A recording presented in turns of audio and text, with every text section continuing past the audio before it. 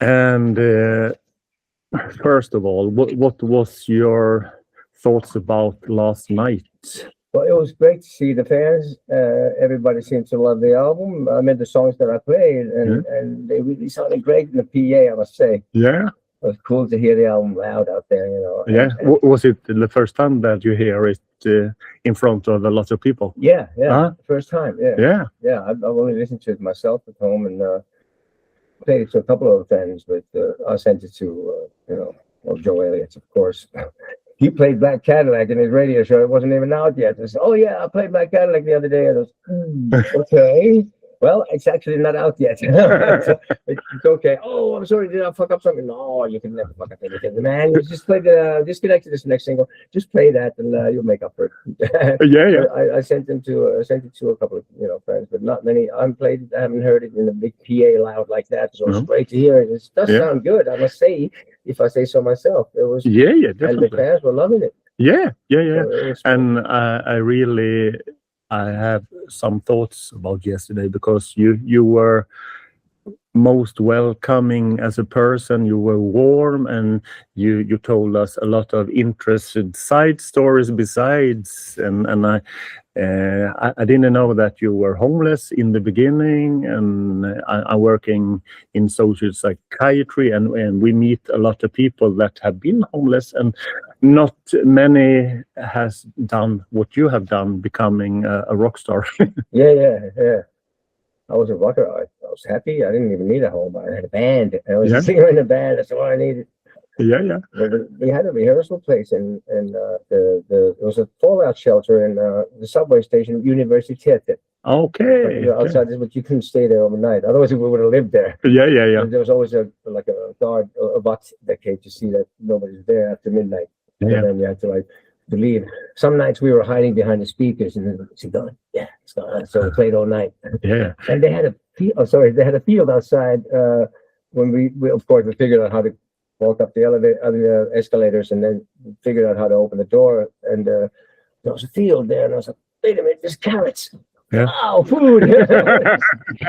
Break the carrots.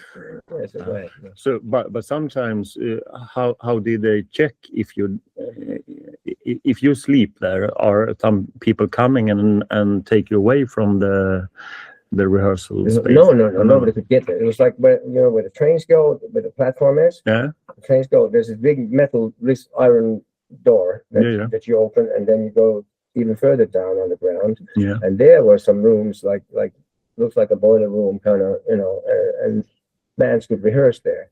So there's another metal door. There was other rehearsal places. There were a lot of bands to play there, which was great. Yeah. I think they were like fallout shelters. Okay. Originally.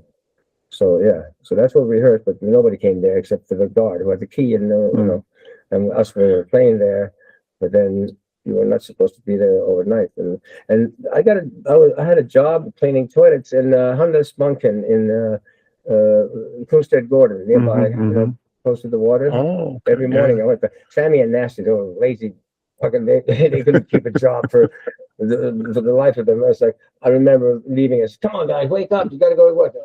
No, not yet. And I let them sleep, and I was like, "Oh, great."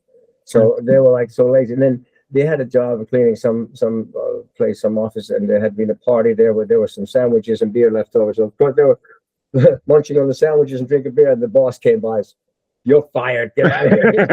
I couldn't keep a job. So that was good. I tried 3 jobs, 3 times I tried, looking like I did, and which was long out, blonde hair, black on the bottom and down the hair, and makeup, and like I look. Yeah. So then they were like, and this second place I went to, this woman was actually very nice, because she said, "I'll give you a tip. You're never going to get a job looking like that anywhere. They're not going to be hired by anybody." Was it a hard time in Stockholm at that moment? Because last night you told us about if you stay in Finland and look different, they fight you. Yeah, it was crazy in Finland. There's this whole 50s kind of fashion. Everybody looks like, we call them James Dean coats.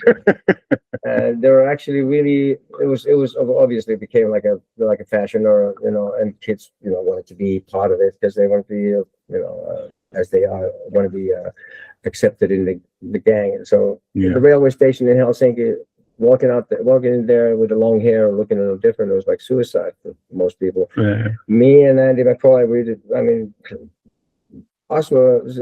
they were so stupid and so narrow-minded that they didn't even jump on it. They're like, what is this? Mm-hmm. And he had like teddy boys, used to wear creepers. These guys were like cross between the teddy boys and skinheads, kind of, Mm-hmm. because they were prejudiced and they were intolerant towards anything different, and hippies, poor old hippies, they used to like beat them up and burn their hair and stuff.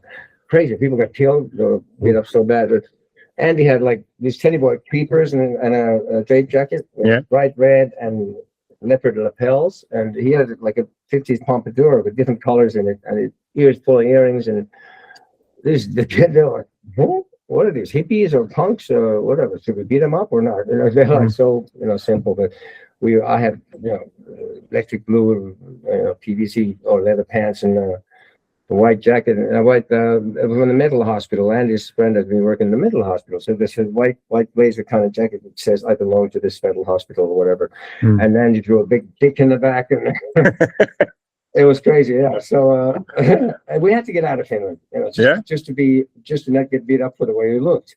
So coming to Stockholm was much more international. And we could be left alone by there were more different people here. So that was the first thing. We wanted to get away from Finland and also away from Scandinavia. I didn't want to stay. I didn't want to learn Swedish because I was afraid I was going to get stuck here or stuck in Finland. We wanted to go out to the world, and this band, I believe that we could at least make a living. Good enough for that. So that's all I wanted. And I didn't expect. I was very realistic with I didn't expect any to be. I didn't do it to become a big star and famous, rich and famous. I was realistic about it. I realized I knew that much. I knew that I could get by with just doing this and being a singer. I didn't even need a home. I was just happy being in a rock band, being a singer, and the only way was to go up. I believe that you got nothing to lose. In a way, that was a happy situation because kind of you feel totally free. Nothing to lose is kind of also a nice situation in a way. You got nothing to lose. Nobody can take that away from you. And the way I built my career was I wanted to make my own music on my own terms and my own way. And I think it was always better in the old days when bands had more personality. Everyone was doing their own thing and they weren't thinking about the business. No. Then record companies came in and they started, it became the business was destroying the creative process. So much about money that they want to make their companies, they want to make safe investments and want to get their money back. So payola, of course, they can buy a hit or, music. It came to a point where music had no business in the music business. And especially in America. But to me, it was not about fame and money and fame. I was just do your own thing on your own terms, create your own art and your craft, and you learn that and you develop it and you put it out there in the world. And if somebody likes it, great. Then that's, to me, that's success when you're doing your own thing, your own terms, and that's creating your own art and making people happy, entertaining, even if it's 2 people, 200 people, 200,000 people, 2 million people. I do the same show. I give everything, always everything, and do it from the heart, honestly and sincere. Then you can reach people's hearts, I believe, and then somebody becomes successful commercially. Commercial success is a totally different thing altogether. I got nothing against making money or the fame that comes along with it. Fine, but first you got to do your own thing on your own terms. Do it for the right reasons. And then it's on a solid foundation. Then nobody can take it away from you. And how did you find the right reason with Hanoi Rocks? Well, I had it before. I wanted to be a singer in a rock band, and I was from a musical family. First of all, I think my mother made me take piano lessons when I was 5, and I had 2 older brothers too. They took some lessons too, but they weren't that interested in it. But I only heard classical music first, and then when I was about 8 years old, I saw Black Sabbath on TV in the 70s, like in Paris, and I was like, "Whoa, what is this?" It's powerful sound, and this crazy guy going crazy, wild and free with long hair going nuts on stage. And wow, it's cool. I could do that. Maybe I could live in doing that. That would be amazing. So I wanted to become a rock singer from then on. And I never had a singer, so I was playing guitar as well. And then I met Andy McCoy. He had a band called Beard, the first punk band in Finland, and recorded a single. And he was, we rehearsed at the same rehearsal place, my band. And I had a drummer who was in that band too. So I just had a bass player and a drummer and played guitar, but I didn't have a guitar player. So once I forgot something at the rehearsal place, I went. It was actually a basement of a church in Helsinki. So bottom of a church, we met. We were lit by a star. And so Andy was there, and I was like, I came in to pick up something, and I said, "Hey, who are you? What is this? You like my long hair down here?" I said, "Wow, who are you?" I said, "Well, Michael, or Mike, I call myself then." Yeah, you play guitar. Said, yeah, so yeah, stay, hang out for a minute, you know. So okay, I hung out. We talked a bit, and then Andy said to the singer, "Yeah, this guy is the second guitarist, you know." Mm-hmm. And he used to do this to other guitar players. He'd say like, he'd play a solo, best he could. Okay, now you play a solo, like you know, all the way. So I said, yeah, so I played some solos. I said, "Oh, you're pretty good. How long have you been playing guitar?" "Well, I'm not really a guitar player. I'm a singer." I'm looking for a guitar player. I'm just playing because I don't have a player. "Oh, really?" Okay, so then he said, "We should get him as a guitar player in Medier, the punk band." So he and the singer, they went outside for a while. Then they came back in, and the singer said, "You can get it. You're in the band, but you got to cut your hair." "Huh? What? Are you serious?" I said, "Andy, what the fuck is this? Is he a rocker? He's telling me to cut my hair? Oh, to be according to the punk fashion? Oh, fuck that shit, man. You can keep your band." So then Andy and me still kept talking, and he said, "You're Aerosmith?" I said, "Yeah, but the singer plays the guitar, right?" Because I don't like bands like, you know, I know Kiss, and the singer plays guitar. I think there should be a punk band. They said, "Oh no, Aerosmith, they have a singer, you know, he's a real singer. Actually, the singer does play guitar." "Oh really? Oh, I must have been confused with some other band." So yeah, I checked out what the Get Your Wings album. I was like, wow, great band. You know? So and then I went to see Andy at where he lived at the suburbs, you know, a little outside the city in Helsinki. I met him at the main station, and took a bus and go to his house, and we started working on stuff, and that's how that was the beginning of Hanoi Rocks. Yeah, and one song that completely changed my life when it comes to Hanoi Rocks, it's "Don't Never Leave Me," and I really want to take the time to thank you because it's changed my life and helped me from a very dark place to something much brighter. Wow. So thank you. That's great to hear, man. Yeah. Was that the version, the Two Steps from the Moon version, or? Yeah. Cool. Good. And I would really like to know more about how did that song came to life. Well, and Andy wrote it actually. It was Andy McCoy's song, and one of the first songs he wrote, which is pretty amazing. That one and Tragedy, they were like one of the first things that he was working on already. He wrote that back then as a kid. He was like 14 or something. So that's pretty amazing. And I used to write more, and we started writing stuff. And "Don't You Ever Leave Me" was a love song. But when the first version we did on the first album was like, I couldn't sing for shit anyways, and it's really, and it's really fast, and you know. Yeah, it's much faster than the live version, and I think the slower version. The version on Two Steps from the Moon, that's the best. That's the version. Yeah, you know, I wouldn't even listen to the other one. It sucks when and my voice, I sing it like I'm straining from the throat, and I just I didn't want to listen to it even back then. No, I sing like shit, man. It's a great song though. But then when Bob Ezrin came in to produce us, and we were going through the old albums, and we were thinking of we were going to pick one of the old songs to put on the album. And we were thinking of No Lower Order, which was also pretty cool. But Don't You Ever Leave Me, that was, it's an obvious hit song. It's a love song, beautiful love song. So Bob Ezrin, we decided that all together, let's do another version of that one. And it was Bob's arrangement idea with like starting with the guitar and all that. And it was really, he's a genius producer. Indeed. Yeah, so that version that has the guitar solos were Andy and Nasty, but the single version had an edit. They had only one solo, and they chose Nasty's solo. Yeah, which goes to show that Nasty was a great player. He's still a great player, even though he doesn't play professionally. Andy and him were perfect together because they have such different styles. And he's been wailing a lot, and Nasty got some very cool stuff. In their own way, they're both really strong, amazing guitar players. But Nasty was more like, he wasn't making such a big deal out of himself. He was more visible. He was like everywhere. So everyone thought, Andy's playing everything, all the solos too, but Nasty plays surprisingly a lot. A lot of the solos, maybe half of them on just remove Nasty. Yeah. I guess there's a lot of stories about Hanoi Rocks. Do you ever feel that history turns complex moments into simple stories? Oh, you mean as complex moments into simple stories? Yeah, as a complex moments in the band's history that are simple stories when you read about them. I think it might be the other way around. I think it's like simple little things that become like rumors and they build and people they turn huge. Phone, people add something and it's, was it? Yeah, wasn't it? Yeah, he was out of it. Yeah, was doing this and that. He must have been. Yeah, was he? I think it was. Yeah, somebody said so. Yeah, and people it was a lie becomes a truth. It became a storm in a water glass. Yeah, exactly. Yeah, it's crazy how people.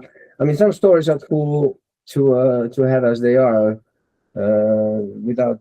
I mean, truth is stranger than fiction. It's crazy. You don't come up with like, for example, Black Cadillac. That song on the new album is by Johnny Thunders, or is inspired by Johnny Thunders. It's about a junkie living in the back of a Black Cadillac in a parking space, but that was a true story. Yeah. I mean, nobody could think of that concept. It's hard to think. I don't think anybody could come up with a story like that. Yeah, it's true. It's the truth. So truth is always the best. And you don't have to. I mean, Andy would always. He could never. I was like, you always have to make up some shit. Like, can't you just tell some story like it is, as it was? He always has to like, but then he always exaggerates and adds something up. But that guy was trying to impress people. I said, look, it's already a cool story as it is. It's crazy enough as it is. You don't have to make up any more extra stuff. Plus, life is already confusing enough. Why would you make up lies? All those things that are not confuse the issue even more. Let's just, stick to the truth, and we have a cool. I mean, there's a lot of truths that people need to hear, and to know that they're true and not some bullshit. And if you're making up stuff, then after a while, something nobody believes you anymore. No, of course. It's like cry wolf. It's always I mean, I must say, like I said yesterday, I had the worst reputation, one of the worst reputations in rock and roll. I didn't do anything. I didn't have to do anything. And it takes some doing. And those guys would drink anybody on the table. And it's a very rough bunch of guys. But music came first, and the gigs came first, and being professional, especially after Bob Ezrin produced us. That's when we became professional. Okay. I learned that he came to the show, and he was first he wanted to meet me, and why do you want to meet you? I write more songs than I do. Most of the songs I write. I don't know why he wants to meet me. I'm the front man, I guess. I don't know. So after he'd seen the show in Leeds, he invited me over to meet him in London in Dave Gilmore's house. He was back then because he was Dave wasn't in, but it was one of his three houses, and it was in Maida Vale, beautiful by the Maida Canal, and beautiful big house. And went to meet Bob there, and he wanted to just talk to me about my performance. It was like, all right, so I liked what I saw, but how many times did you get up on a PA? I don't know, maybe 2 or 3 or something. I counted 7. I said, yeah, so what? Well, first time you go up there, people go, wow. Second time is, oh, wow, he's up there again. Then you keep doing it. It was the impact. The third time, fourth time, people go, oh, yeah, there he is again. So I wouldn't do it that often. I said, good point. Okay, what else? And it's like, well, your hands. Well, what about, when you get people clapping, you give them time, then they start clapping. Put your hands down. Don't do anything, random, and don't move your hands because they're confused, but they follow your hands. So let them start them clapping, then hands down, and let them clap, and then do something else. So I was like, oh wow, this is great. He's giving me pointers of performance. Yeah, it's hands on the whole thing.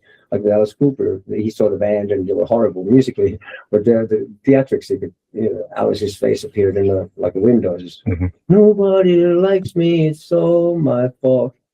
Nobody likes me. Nobody likes me. That little move. I was like, theatrically, I thought this could be really good with the. Yeah. So that's what he did, and he felt the same about Hanoi Rocks when he came in. He thought we were going to. He was planning. The plan was to do more albums with him, and he felt like the Alice Cooper band. He found another Alice Cooper band. He loved Hanoi, especially Razzle, and he was so upset when saw him in Toronto and that last. tour. So you get to see us. I had a broken ankle. That was just before Michael died. So when they heard that, it was just so, he's still mad about it, what happened. But he saw us, I was on my broken ankle and said, what the fuck happened? You know, playing the Alma combo. And I was like, crutch, on a stage with crutches. But yeah, that's when we became professional. And he said, you know, you can't feel like great every night. You know, you can't be like, all right, let's go. But you gotta somehow muster up, you know, get into the state of mind. And you're still gonna have to do the show, and that's the difference between a professional and an amateur. Somebody I don't feel like playing tonight. Yeah, if I get, you know, you never get anywhere. Yeah. So you got to do the show, and always that discipline, you know. Yeah. And still, it's fun. You get into the mood and the state of mind. And performing is like you become almost like a superhuman. And with Steve Bader, Steve also taught me a lot of, you know, the spiritual thing and how much energy there's in the crowd, that you channel the energy in the crowd, and it's in your hands. It's a big thing, big responsibility in a way, but you can channel it towards dark or light or positive or negative. And that's also good to be aware of all of that, and the whole, you know, okay, where's north, where's south, where's east, the entire room. You got to take over the whole room. It's a very big spiritual thing. Yeah. So, but I love it. I love performing with people, and the interaction with people is something that you can't duplicate on a laptop or download or, you know, fabricate in any way artificially. You have to be there in that moment, and the interaction with you and the band. That's where the magic really happens. Yeah, I guess so.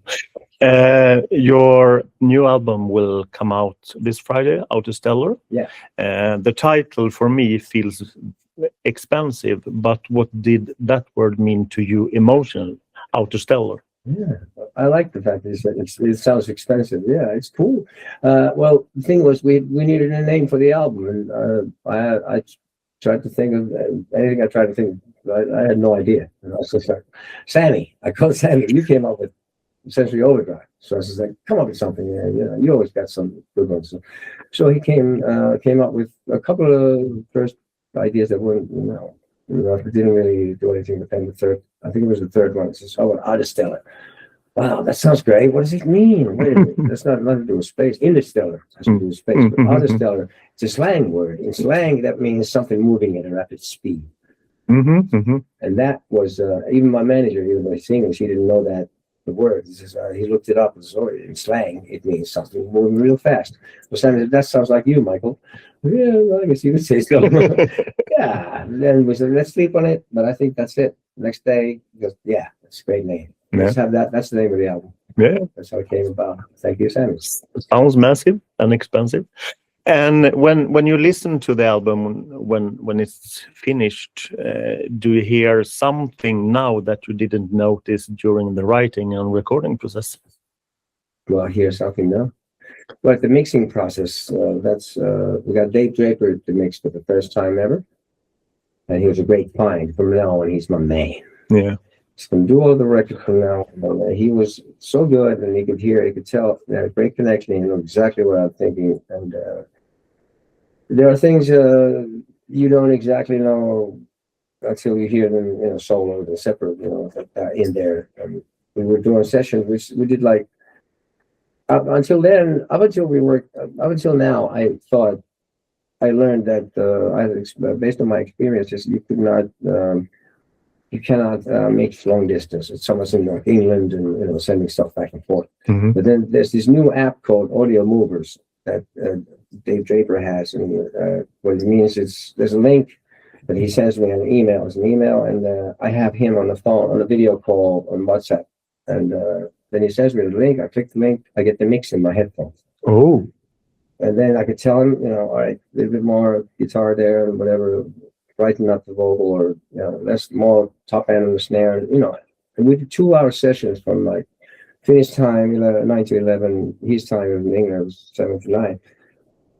We got so much done in such a short time. I was like, this is really effective, and beautiful connection. It was like the guy was lovely. He'd been working with Ginger Wildheart. We're doing the Wildhearts and stuff, and some others, you know, and knew a lot of people that, you know, he knew, and the same people, and he said, I mean, he was just loving the album, and we sent Rocking Horse, two producers, and Dave was one of them. He's mixed. I was like, to me, it's a no-brainer. The guys were, well, yeah, maybe the other guy's more versatile. I was like, fuck that. I said, look, Dave Draper, he's the guy. I don't care what you say. It was thought of as the rock producer. I said, only does rock. I said, no, well, who says he only does rock? He might be, dying to do something else, a little bit variety, something different. But I was right. He was like, he's loving this stuff, especially because it's not the same old, same old. Mm-hmm. So he was like, this is the best album. In the end, he said, this is the best album he's ever worked on. And the high end on the mastering too. My mastering guy agrees with Dave that it was the first version of the mastering was a little bright, and I didn't hear it because my hair is gone that much. But Draper's told me, like I said yesterday, so it's a little bit little less bright. That he would suggest that. Just, look, I take your word for it. I trust you. Your ears are better than mine. So then Svante, the mastering guy, he agreed. So he did a new version, with exactly like Dave instructed, with whatever how many hertz cut off the top, and stuff. And it sounded more, it was less bright, but you can still hear everything. And it's more toward like analog, away from the digital kind of sound, because it's a little darker. Take some of the top end off, then it becomes fuller, and hear more of the other things. It's like selective hearing. Yeah. So then it really became a great sound. It sounded great in the PA yesterday, and I think it's the best sounding album we've done with this band. All the past 6 albums, the previous 5, and this one, I think this is the best sounding as an entirety. And what do you think are different? Because there's Dave Draper, the mixer. Ah, okay. It's a great mixer. Simple. The first time I worked with him on my record. Yeah. That's why I was like, he had it down. It's so good. And we have a great connection. Yes, when I say, do you think we'd have a little bit more of this, add a little, I don't know what it is, but, for the snare, you need this? Yeah, exactly. Thank you. Okay, next, it's like sometimes you have a flow with somebody. Yeah, of course. It's easy to work, so I want to hang on to that guy for sure. I mean, a lovely guy, other ones too. He's a really warm and loving person. Yeah. And how did you find him for the first time? Well, Gab McCoy, our manager, who's also worked with Wild Hearts and stuff. He knew him. Yeah. He got these guys, Dave Draper and this other guy, who was also good, but not like Dave. Dave is my guy. Yeah. Yes, he was fantastic. So Gab McCoy, my fantastic manager. Like I said, first time I have a great manager since I started my solo career. Oh. And which promises good things, because the wheels are turning the right way now. We're moving in the right direction. So it'll be nice to have to see what we can accomplish with a good working organization. Yeah. And how did you think about the song order on the album? That's key. That is really the key of the whole thing. Yeah. We had like 45 to 50 songs to choose from. And to have it at the beginning and the end, to have the whole thing work together. I didn't know we had an album until last spring. It was like last spring after the UK tour. At the end of the UK tour, I'll be working on the track listing, and it's like maybe this, maybe that. At that point, it was a matter of 2 songs, I think, changed after that. But that's just, now I see that there's an entirety here. Now it works, from beginning to the end. And we still replaced. I changed 1 or 2 songs. Neutral Bombs, that was added, and took something else off. So then, and it was crucial for the whole thing. I like to make albums like a movie, beginning to end, intro, outro. So Glitter and Dust is the kind of song I was thinking. The word glitter bothered me because it's kind of referred to glam and that thing I wanted to.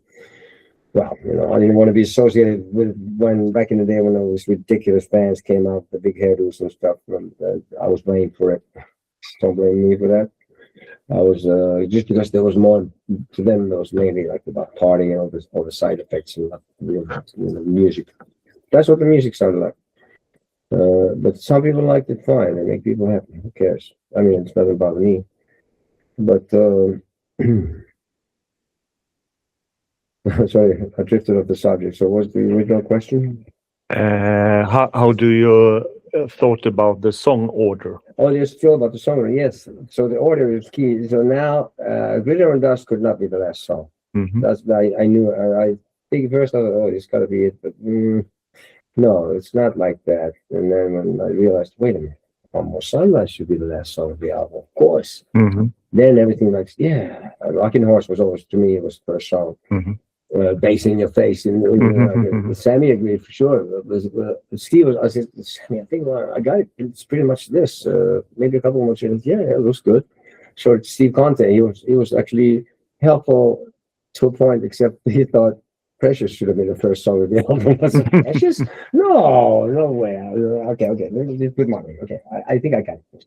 So then there was a couple more, one or two more changes after that. But that's when I first knew that we had an album. So it took a long time, and we were working on stuff, and over over 3 years went by, and one song, like I said, pushing me back is from the One Man Gang sessions, in 2018, and half the songs would have made as demos, and it sounded fine. So it's have a good mix and you're good. Yeah, you told us last night at the Q&A that there were different sessions that you have for the album. There was one time, over the last 3 years, we did one session at our guitar roadie Bobby's studio in Helsinki. And we recorded, I forgot how many songs, maybe 10 or something, 11, 12. And one of them was Precious, and one of them was Road to Ruin and Shine Over. Those three were recorded at Bobby, me and our guitar roadie studio, maybe 2.5 years ago or something. And we listened to them in February 24, when we went back in the studio after coming back from Japan. It sounds fine. We have to re-record them. There's certain things about demos you're not thinking. It's not like you're gonna have a red light fight. You know you're gonna re-record it sometimes, so you kind of relax more. And then you get cooler stuff, recorded. So I was like, for that reason also, I'm glad that we kept the first takes that were meant to be demos. The sax solo, I tried to redo the sax on One More Sunrise, and yes, it was magical. As it was better. So sometimes you just, first impression, the first time is fair. You can't touch that. And it's always the best when that happens. The track listing, then there was only one or two more changes, and then it was perfect. And I always played it to a few people, and to Gab, my manager, and to see how it feels. And but that's really very key for the whole thing, is track listing, how an album works. And what is a shinola? Is it something, or is it a word that... Shinola is like a shoe polish. I read it. I thought it was jewelry, but it is shoe polish. It's shoe polish. It's like if they say you can't polish your turd. Dog shit, right? You can't polish your turd. Dog shit, or you can't turn shit to shinola. No. So that's why it's a cool word. It's funny. You don't know shit from shinola is the same. You don't know jack shit. And there's a lot of jerks out there that we all know. Unfortunately, we can all relate, I'm sure, to the lyrics that. But this is an American word that are. Shinola, So Rich wrote the lyrics. Rich Jones, his song. He says, "Shit to shinola. I can't turn shit to shinola. You don't know shit from shinola," and it's the fact that it says you're an angry little fucker. I was surprised. The record company wanted that as a single. No. Okay, so it doesn't matter. It's just Chip the Parker. Great. No, why not? Let them put it out and see what happens. And then that'll be the next single. And then, I think Painless also should be a single. And One More Sunrise is going to be a video. In the end, that definitely was. It has to be. Is that song your way of going into progressive rock of the 70s? Not the sound melody, I mean the length of the song. The length of the song, even if you have a long song, I think we've proven that you don't have to go weird and prog rock to have a long song. No. It's still a great song. It builds, and has a point to it. There's a story, and it doesn't get boring. It doesn't get repetitious. You get a piano, Hammond coming in, and then there's a saxophone, and it builds all the time, and it stays interesting all the way to the end. And when you heard it, it doesn't really feel like an 8-minute song. It's more like 4 or something, right? Yeah. So I figured, break the mold and do something unusual and something we haven't done before. It's always refreshing and reinventing ourselves, Yeah. And I think it's a really great closer, and that made me curious to put the album on from the beginning again. Yeah. So it's very different from what I have heard from you as a solo artist before, and I think it's a clever decision you made. Thank you. I agree. Thank you. It's cool. I love it. It's my favorite of the album. It's one of my absolute favorites of the whole album. Maybe the best. Maybe my favorite. Yeah. Is it easy to pick out some favorites? Because there are 12 songs, you don't write bad songs, but are there any particular songs that are really putting you in right mood right now? Yeah, I love the ones, especially the ones that are out of the ordinary, like unusual. It's kind that I haven't had on my records before. One is Rockin' Horse, and When the Apocalypse Comes is one that's very different in a cool way. Black Cadillac, I have a song like that. And Painless, that's definitely not. It's kind of like remind me of Cheap Trick, Heaven Tonight, and Hypnotic, kind of like Zeppelin, almost Kashmir or something like this. This hypnotic thing of staying in that groove. Yeah, very different for us. And then One More Sunrise. Those are some of my favorites of the album, especially because they're different. And Precious, I love. When the harp solo goes in a double tempo, and the harp solo is an unexpected thing. So those are some of my favorites. Yeah, and what are the influences none of us has mentioned that are clear to you?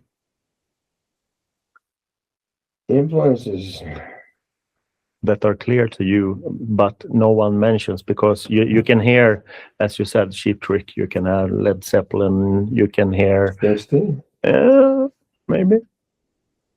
Well, we have a lot of influences from all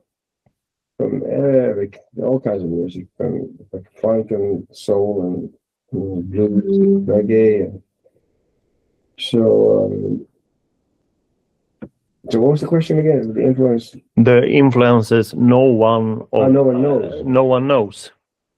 Yeah, the hidden influences. Well, not trying to hide anything. But one band that we fell in love with when we bought the album, me and Andy, because the cover was The Undisputed Truth. Higher Than High. Album called Higher Than High, with 5 black people with platinum blonde afros floating in space with microphones with neon yellow cords in the mics, and the album called Higher Than High. That's the truth. It's gotta buy this. We bought it, and it was the best, coolest funk you ever hear. Produced by Norman Whitfield. He also produced the Temptations, Psychedelic Era, that stuff. And that's the Higher Than High album. The song, Life Ain't So Easy. It has song called Ma, which we used as an outro tape often. And that band, they did make the none of that album, but they had the Ball of Confusion. That song, they had the best version of that, I think, in my books anyway. Maybe a couple of Rolling Stone and all that stuff. Some of the same songs that the Temptations did. They became my new favorite, and that's totally obscured. The biggest song was Smiling Faces Sometimes. And that was a big hit. And I think it was pretty big in Baltimore because there was a lot of big black community there, but never made it famous. So I think not many people know about them. But I don't know any secrets that I can reveal about them. And the story about the artwork for Outerstellar. Rich Jones thought it should be my other eye as opposed to sensory overdrive with my left eye. So my right eye with a different treatment. And I thought, yeah. And then once we have that, we should have both eyes and the gatefold and the album cover. And I was like, yeah, why not? So that's where it came about. But Rich didn't actually finish the cover. He was too busy with other stuff because he does graphic art for many people. So he said if somebody else could do it, it would be great. Yeah. So we had somebody else finish it, but that was Rich's idea, and it was great. Sleeping Pad too, of the record company came up with that. Yeah. Cool. I wonder, as a last question, if you want me to tell what the album Outerstellar are meaning to me right now. Tell me. I was sent it by Darren last night, so I give it third spin. So I think it's growing still, and I find various favorite songs. For me, last night was Painless because I like the dark vibe in it and the mellow guitar and your vocal tone. And when listening to the last song, Surprise Song, it felt something different, and it gives me the album a deeper meaning that I really admire. And as I said, I want to put it on the first track, Rocking Horse, after that. And that's a good sign when albums give you that feeling that I need to hear it once more. That's the best. That's the best. That's the absolutely best. And love it to hear that. Right? Yeah, that's and it's sometimes it's vibrant rock and roll. I hear some New York Dolls in it, of course, and some Stooges and all that, of course. And I think you might have done the best vocal performance in a long time, and that doesn't mean that I think you were a lousy singer before, but I think I hear some more deeper you felt vulnerable in the way you express, and I think the vocal are in the mix are not too high, just perfect with the music. So you can't hear if you don't have told us last night that it was on different sessions. I couldn't imagine, because if you take songs from one session and another session, they can be divided in the mix, but you can't hear it. It's look like that you have been in the studio and recorded the 12 songs straight away, and that's a good sign for me. Yeah. And I will definitely listen a lot more of it in different environments, because sometimes I want to enjoy your music with a sip of wine, sometimes in darkness, sometimes on work, sometimes playing it for my children. They are really curious about whose are you going to talk to tonight, and I said it's Michael Monroe. You don't know him, and I played a couple of Hanoi Rocks songs, and then I played Disconnected, and that means if the kid say okay, because they don't do it often. Yeah, and they don't bullshit. No, and they often tell me, "Oh, you have a bad taste when it comes to music," but Disconnected. But this was really great. Cool. That's well made. So maybe you're up for a younger generation and can stay on for many. I certainly hope so. Yeah, we have a lot more young people in our shows, more and more all the time. Yeah, Discovering us, and I think yeah, people want to hear the real deal. They get tired of it. Yeah, and that's my final point when listening to the album. I don't think you wanted to reinvent the wheel. It's a straightforward rock album when it's time, and it's more mellow when it's time.